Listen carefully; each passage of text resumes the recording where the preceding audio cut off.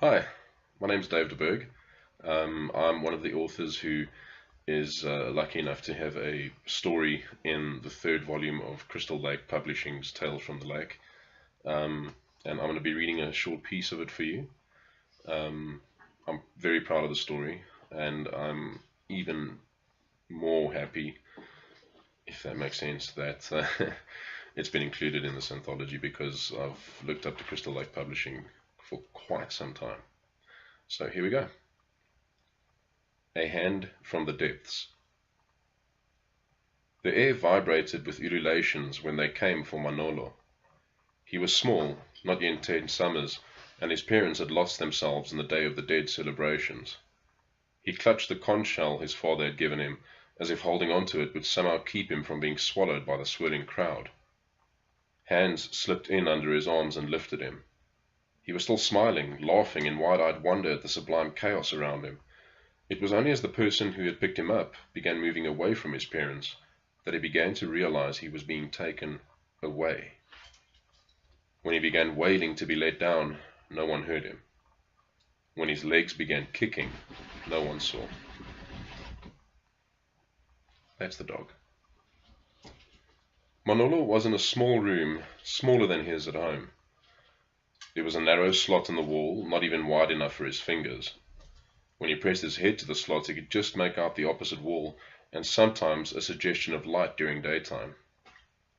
The room was 7 paces in length, 2 in width, and he sometimes walked the space trying to find some kind of escape in the rhythm of his steps. No lights nor switches against the wall. Other times, Manolo sat down, bare back to the cold, grimy wall, and just held himself. He tried not to think too much, but his thoughts always turned to the life he had been taken from. Memories flitted through his mind, familiar and heartbreaking, but he tried to hold on to them when the darkness became too much. He remembered living outside, remembered the sun and the touch of the wind, his parents, his father's strong arms, his mother's soft hair. He picked up the conch shell and blew into it, but the mournful sound reminded him of all he had lost, and that he would probably never see the ocean again. He remembered the grown-ups whispering that his father had fought some kind of sea man-monster for the shell. Monsters could be men too, like the people who had taken him and brought him here. He had thought his mother was making up stories to get him into bed every time she told him about how this child or that child had gone missing. His world had been one of cartoons on weekends, his creative toys every afternoon. The stories of the kidnapped children were just stories, after all, nothing to be afraid of. Daytime was a blur of sickly brightness against a dimly seen wall. Nights seemed everlasting and were terrifyingly devoid of every other sound except those he made. Rough-hewn bowls contained bits of meat, fat, and shreds of vegetables, which he found upon waking, never seeing who brought the food. And the innumerable times he'd pounded against the cell door, against the walls, hours spent screaming with his face pressed to the narrow slot. Once the cell door rattled when someone outside unlocked it. His eyes had opened in time to see the shape entering, robed, a cowl framing a shadowed face, tall and swift. He could only manage a squeak of fear before a cold, long-fingered hand clamped over his mouth.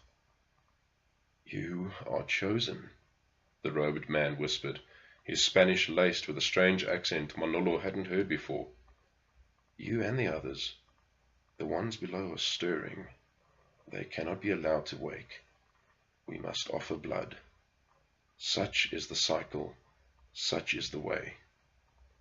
The hand clamped even harder, and he whispered, seemingly to the air, "This we offer, so that you may ever sleep."